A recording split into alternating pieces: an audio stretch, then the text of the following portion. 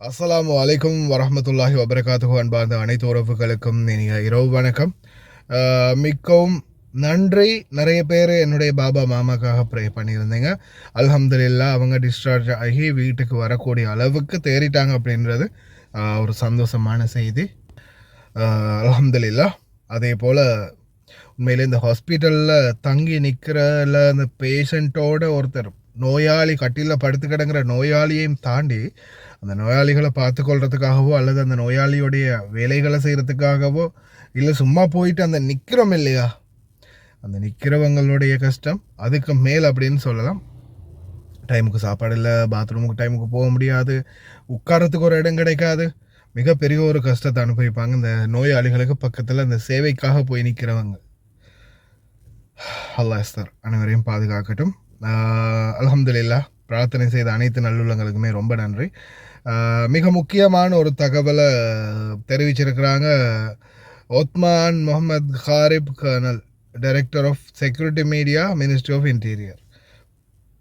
இதில் அவங்க சொல்லியிருக்கக்கூடிய தகவல், முக்கியமான தகவல் என்னென்னு பார்த்தீங்கன்னா,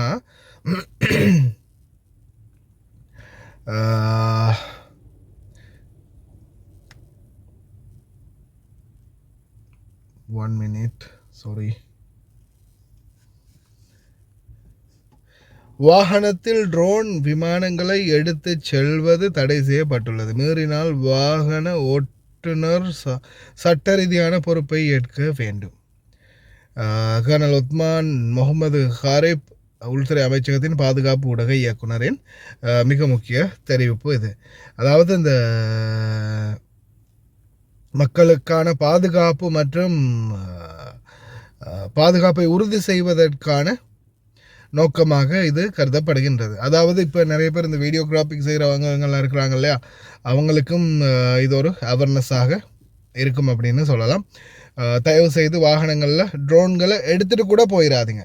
இப்போ இந்த நாட்களில் இப்போ நான் கூட தான் ரீசெண்டாக ட்ரோன் வாங்கினேன், உங்களுக்கே தெரியும். நான் அந்த ட்ரோனை கூட வீட்டில் தான் வச்சுருக்கிறேன், வெளியில். அதாவது நான் அன்றைக்கி வீடியோ எடுக்கும்போது கூட கிச்சனுக்குள்ளே வீடியோ எடுத்தேன், மற்றபடி வீட்டுக்கு வெளியில் கூட கொண்டு வரல. ஏன்னா அந்த மாதிரி கொஞ்சம் இப்போதைய சிச்சுவேஷன் செக்யூரிட்டி டைப் வந்து ரொம்ப அதிகரிச்சிருக்கிறதால ரொம்ப கவனம். அதே போல் ட்ரோன் மற்றும் மிசைல்கள் தொடர்ந்தும் குவைத்துக்குள்ளே வந்த வண்ணமே இருக்கின்றது. பாதுகாப்பு விடயங்களில் முடிந்த அளவு கவனம் செலுத்தி வருவதாக அதிகாரிகளும் தெரிவிச்சிருக்கிறாங்க. தயவு செய்து ரொம்ப கவனம், அனைவருமே ரொம்ப கவனமாக இருங்க. முக்கியமான விடயம் இதில் பிரிகேடியர் ஜெனரல் புசாலிஃப் சொல்லியிருக்கிற ஒரு விடயம்தான், இந்த இன்கிரேட் பண்ணக்கூடிய அந்த மிசைல்கள், அதோடைய பாகங்களில் விழக்கூடிய அந்த பாகங்கள் எந்த நேரத்தில் எந்த இடத்துல விழும் அப்படின்றத வியூகிக்கவே முடியாது யாராலையும். இப்போது இந்த பாகங்கள் விழும்போது இருக்கிற ஆபத்தை விட ஒரு மிசைல் வந்து விழும்போது அதோடைய ஆபத்து அதிகம். ஒரு மிசைல் வந்து விழும்போது, ஒரு மிசைல் வந்து வெடிக்கும் போது என்ன ஆகும்?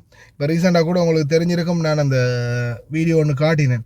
ஒரு சகோதரர் வந்து அவங்க அந்த இதை போட்டிருந்தாங்க, இந்த வீடியோ பாருங்கள், இந்த பாருங்கள் ஜன்னல் எப்படி எல்லாம் கண்ணாடிகள்லாம் உடஞ்சிருக்குது, கொஞ்சம் தூரத்தில் தான் விழுந்துச்சு அப்படின்னு.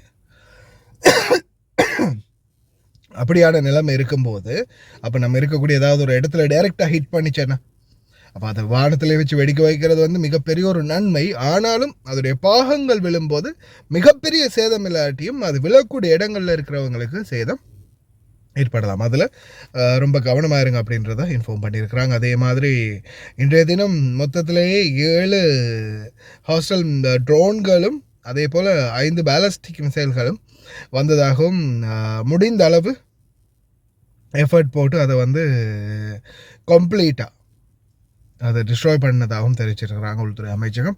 எங்களுக்காக, எங்களுடைய பாதுகாப்புக்காக தொடர்ந்து சேவையாற்றும் அனைத்து ஊழியர்களுக்கும், டெலிவரி டிரைவரில் இருந்து டாக்ஸி டிரைவரில் இருந்து நம்மளுடைய வெளிநாட்டு சொந்தங்கள் உட்பட, அதே மாதிரி இந்த நாட்டுடைய இராணுவம், உள்துறை அமைச்சக அதிகாரிகள், போலீஸ் அதிகாரிகள், கடற்படை, வான்படை, ஹாஸ்பிட்டலில் வேலை செய்யக்கூடியவங்க, எமர்ஜென்சி டிபார்ட்மெண்ட்டில் வேலை செய்யக்கூடியவங்க, ஃபயர் டிபார்ட்மெண்ட்டில் வேலை செய்யக்கூடியவங்கலேருந்து அனைத்து அதிகாரிகளுக்குமே எங்களுடைய மனமார்ந்த நன்றிகளையும், அவங்களுக்கான பாதுகாப்புக்கான எல்லா வளர்வையும் அவங்களையும் பாதுகாக்கணும் அப்படின்ற பிரார்த்தனையும் இந்த நேரத்தில் கேட்டுக்கொள்கின்றோம். கவனமாக இருங்க. வீடியோ வருது பாருங்க. نستعرض من خلال الإيجاز الإعلامي رقم 29 آخر التطورات والأحداث العملياتية خلال 24 ساعة الماضية، حيث رصدت القوات المسلحة عدد 5 صواريخ باليستية معادية وعدد 7 طائرات مسيرة معادية داخل المجال الجوي الكويتي، وتم التعامل معها وفق الإجراءات المتبعة. وتؤكد القوات المسلحة استمرارها في أداء واجباتها الوطنية بكفاءة في ظل جاهزية عالية ويقظة مستمرة، بما يكفل حماية الوطن والحفاظ على أمنه واستقراره. ونسأل الله تعالى أن يديم على وطننا نعمة الأمن والأمان في ظل القيادة الحكيمة لسيدي حضرة صاحب السمو أمير البلاد القائد الأعلى للقوات المسلحة الشيخ مشعل الأحمد الجابر الصباح حفظه الله ورعاه، وسمو ولي عهده الأمين الشيخ صباح خالد الحمد الصباح حفظه الله. والسلام عليكم ورحمة الله وبركاته.